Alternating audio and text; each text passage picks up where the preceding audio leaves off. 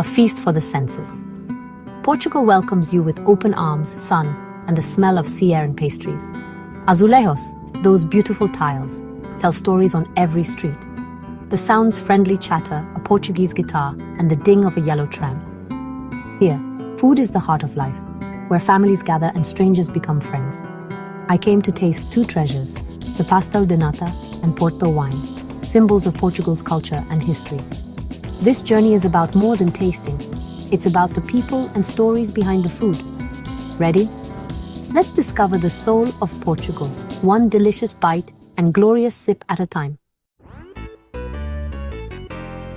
Our first stop is the Pastéis de Nata, a little cup of sunshine, and perhaps Portugal's most beloved treat.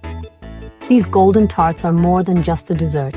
They're a symbol of Lisbon's spirit, a bite-sized piece of the city's soul. Imagine a crust so flaky it shatters at the lightest touch, sending delicate crumbs everywhere, filled with a creamy, silky custard that's just the right balance of sweet and eggy richness.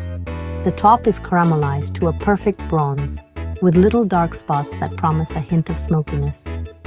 This pastry's story began over 200 years ago at the Jeronimos monastery, where monks, faced with an abundance of leftover egg yolks from starching their habits, ingeniously created this custard tart. What started as a clever way to avoid waste soon became a culinary legend, cherished by generations. The secret recipe lives on at Pasteis de a bakery that has guarded its method since 1837. But across Portugal, every bakery and cafe has its own version, each with subtle differences. Some with a hint of lemon, others with a touch of vanilla, and all fiercely proud of their unique twist. Locals enjoy them with a strong, aromatic coffee, often standing at the counter for a quick break or lingering at a sunlit table.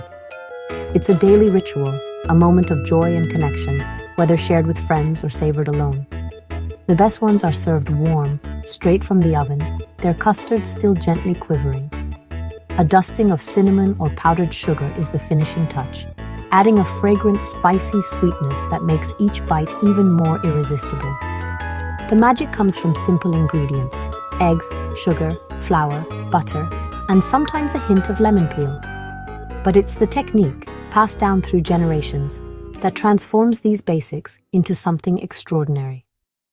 Watching bakers press the dough into tiny molds, layering it until it's impossibly thin, and then pouring in the glossy custard is mesmerizing. It's a dance of precision and passion, a true display of artistry in the kitchen. The intense heat of the oven is crucial.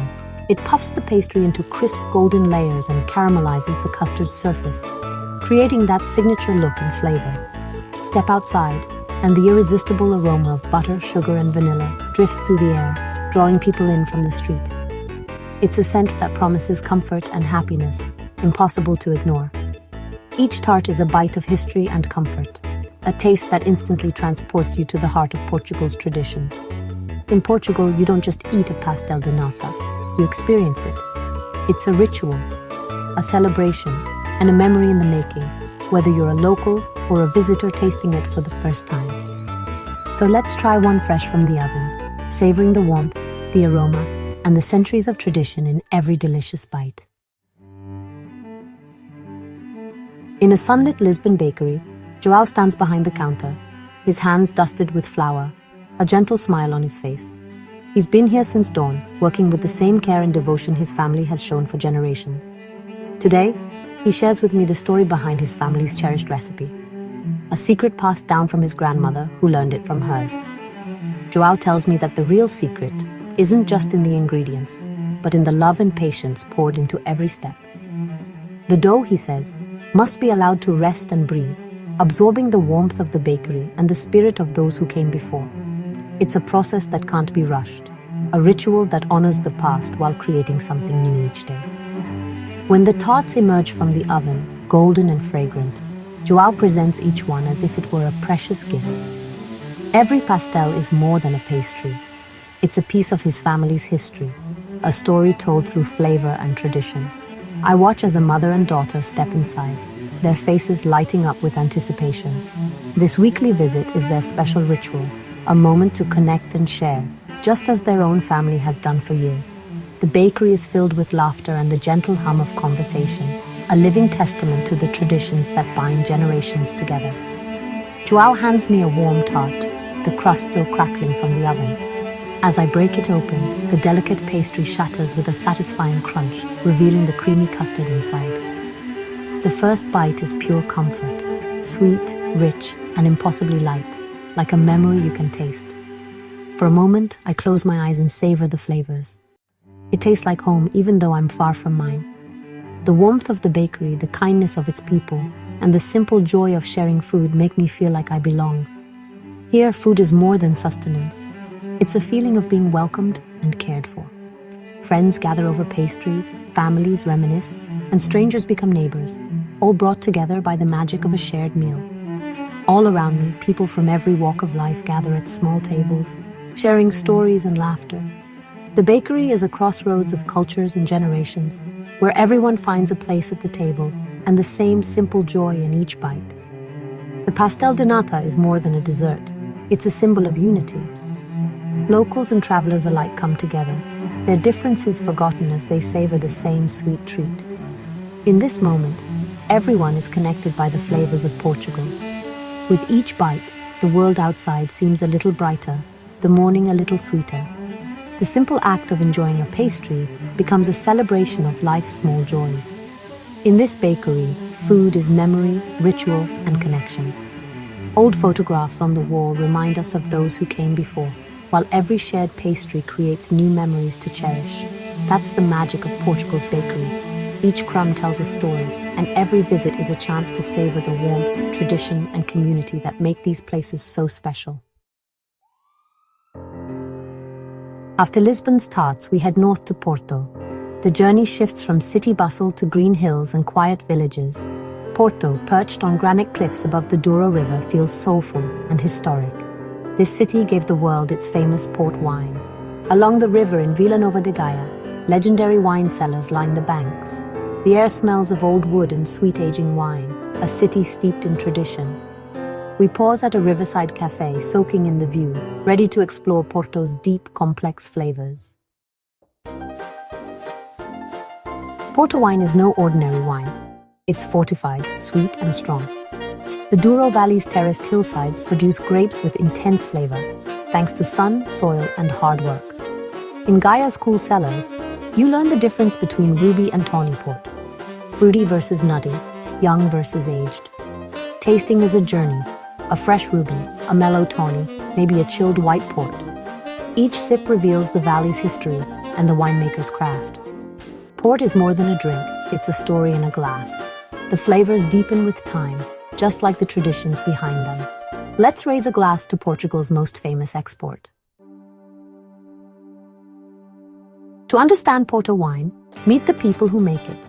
In the Douro Valley, Sofia's family has tended vines for generations. She walks the rows, sharing how each vine is part of their legacy. Winemaking here is a conversation with nature, timing the harvest, picking by hand, sometimes crushing grapes by foot. Sofia pours her family's tawny port, amber in the sun. She says you taste the year's sun, rain, and the laughter of harvest. Her grandfather sang to the wine as it aged, believing joy made it better. Each bottle is a personal creation, a tradition passed down with pride. Behind every sip is a family, a story, and a love for the land. That's what makes Porto wine special. It's a taste of the Douro's heart and soul. There's a moment when everything clicks, when the world seems to slow down and you realize you're not just eating, you're experiencing something much deeper. It's as if the city itself is inviting you to pause, to savor, to truly be present. For me, that moment happened on a warm Porto evening, Pastel de Nata in one hand, tawny port in the other, the city's golden lights twinkling all around. The air was filled with laughter and the distant sound of fado music drifting from a nearby bar. I could feel the heartbeat of Porto in every breath. The flavors, crunchy, creamy, nutty, sweet, were perfect together. The pastry's delicate layers shattered at the touch, giving way to a custard so rich and silky it felt like a secret passed down through generations. The port, deep and complex, lingered on my tongue, warming me from the inside out. But it wasn't just the taste. It was Joao's flour-dusted hands shaping the dough at dawn, Sofia's vineyard stories told under the shade of ancient olive trees, and the rhythmic clatter of Lisbon's trams echoing through winding streets. Every person I met, every sound I heard, added another layer to the experience. Food became a vessel for memories and connection. Around every table, strangers became friends, and friends became family. Laughter and stories flowed as freely as the wine, and every meal felt like a celebration of life itself.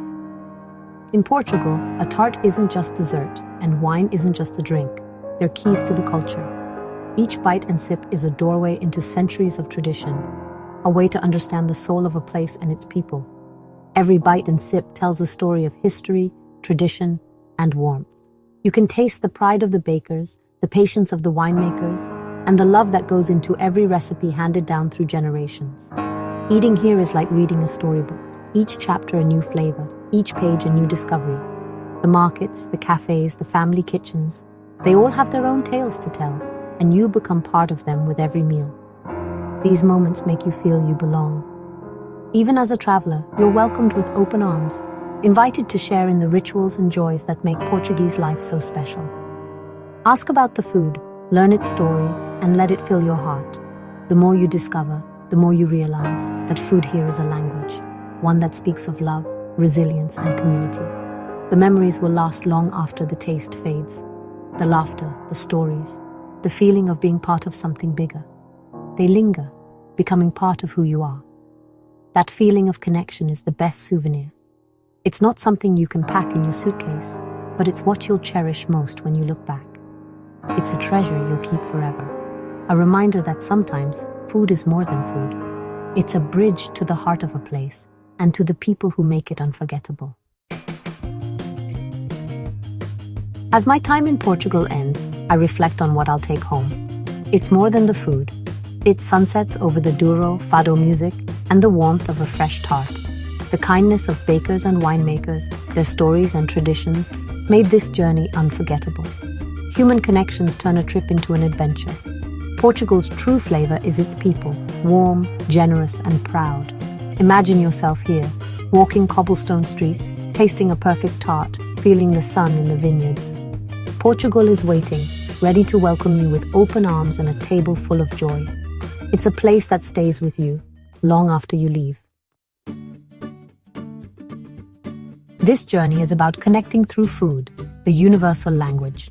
Every meal is a chance for laughter, connection, and new memories. I'm grateful you joined me in Portugal, exploring flavors and stories as one big family. If you want more adventures, subscribe and join our community. Your support helps us share these stories of joy and connection. Pull up a chair, there's always room for one more. Let's keep exploring the world together, one meal at a time. Until next time, be kind, be open, and share a meal. It might just change your day.